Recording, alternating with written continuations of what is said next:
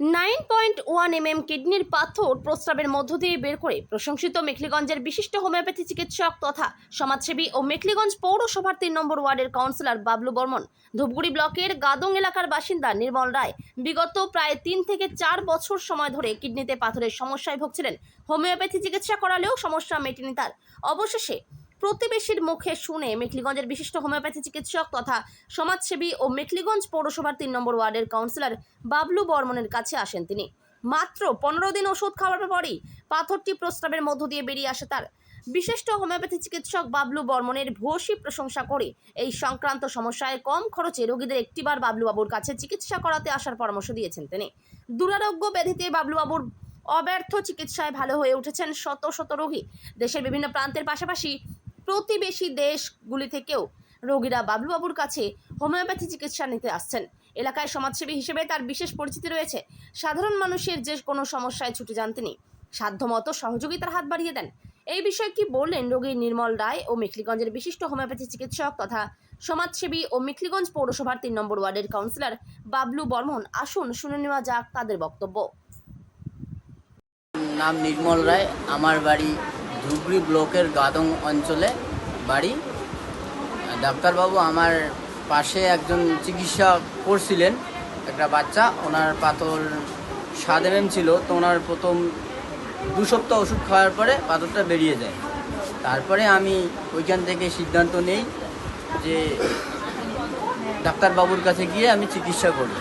এর আগেও আমি অনেক হোমিও ডাক্তার দেখিয়েছিলাম, ঠিক আছে, যে ওইখানে তো কম হয়নি, ঠিক আছে, ওই যেরকমকার পাথর সেরকমই ছিল, তো পাথরটা তো আর কমলো না। তারপরে ওইখান থেকে ডাক্তারবাবুর কাছে আসার খবর। আমি অনেক দিন ধরে ওষুধ খাইছিলাম, প্রায় 2-2.5 বছর, 3-4 বছর এরকম হবে আর কি, মিনিমাম 4 বছর হবে। 4 বছর আগে আমি পাথরের ওষুধ খাইছিলাম, পাথরটা কমেনি, কিন্তু 4 বছর পরে ডাক্তারবাবুর কাছে বোধহয় 1 মাস হলো, তা আসতে পারি নাই। পাথরটা 15 দিন ওষুধ খাওয়ার পরে বাইর হয়ে গেছিলো, ঠিক আছে, তো নানান সমস্যার কারণে আসতে পারি নাই। আজকে একটু সময় হলো, এর জন্য আসলাম ডাক্তারবাবুকে পাথরটা দেখানোর জন্য। খুব ভালো, সবাই আসুন এইখানে, পাথরের চিকিৎসা ভালো হয়, ঠিক আছে। না, সেটা ছিল না, কম খরচার মধ্যে পাথরটা বেরিয়ে গেল, ঠিক আছে। ডাক্তারবাবুকে আসা উচিত, হ্যাঁ, অপারেশন না করেও পাথর বাইর হয়ে যায়। নমস্কার, এই নির্মল রায়, উনি আমার কাছে এসেছিল 31/3/2026-এ। প্রথম ডোজ ওষুধ খাওয়ার পরেই ওনার পাথর বের হয়ে আসে।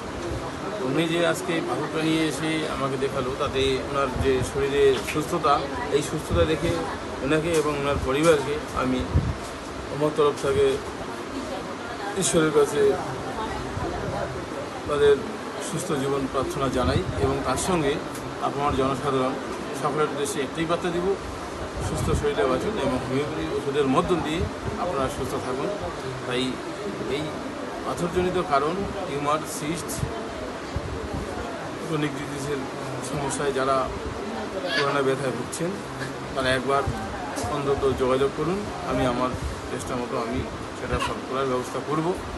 এই জন্য সকলের উদ্দেশ্যে একটাই বার্তা দেব: হোমিওপ্যাথি ওষুধ সেবন করে সুস্থ শরীরে বাঁচুন এবং সুস্থ শরীরে আনন্দে থাকুন। সকলের উদ্দেশ্যে এই সুস্থময়, ইষ্টময়, আদর্শময় জীবন প্রার্থনা জানাই। নমস্কার।